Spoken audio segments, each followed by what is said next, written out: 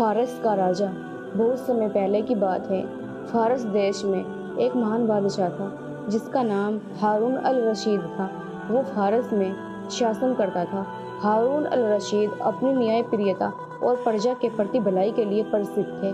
वे अक्सर अपनी प्रजा की समस्या को सुनने और समझने के लिए वेश बदलकर शहर में घूमते थे। एक रात हारून अल रशीद वेश बदलकर अपने वजीर जाफर के साथ शहर की सड़कों पर घूम रहे थे। घूमते घूमते वे एक गरीब आदमी के घर के पास पहुंचे। उन्होंने देखा कि वो आदमी अपने छोटे से घर में बहुत दुखी बैठा था।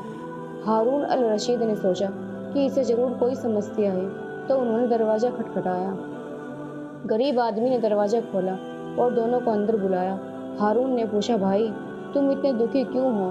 क्या हम तुम्हारी कोई मदद कर सकते हैं? गरीब आदमी ने कहा, आप कौन हैं?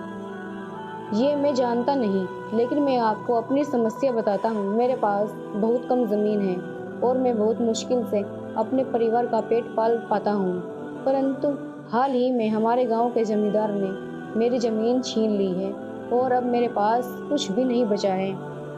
हारून अल रशीद ने उसकी बात सुनी और उसे दिलासा दिया, तुम चिंता मत करो, कल सुबह हम तुम्हारी समस्या का समाधान करेंगे। अगले दिन हारून अल रशीद ने अपने दरबार में उस गरीब आदमी को बुलाया और जमींदार को भी हाजिर होने का आदेश दिया।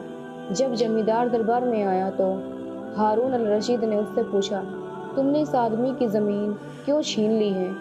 जमींदार ने डरते हुए कहा, जा पनाह, मैं माफ़ी चाहता हूँ, मुझसे गलती हो गई है। हारून अल रशीद ने आदेश दिया कि गरीब आदमी को ज़मीन तुरंत उसे वापस की जाए और जमींदार को सख्त चेतावनी दी कि वो किसी भी गरीब आदमी के साथ ऐसा अन्याय न करे।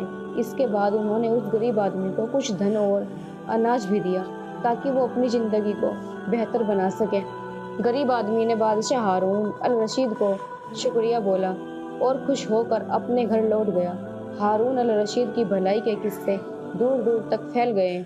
इस कहानी से हमें सीखने को मिलता है कि एक सच्चे शासक को हमेशा अपनी प्रजा की समस्या को सुनना और उनका समाधान करना चाहिए।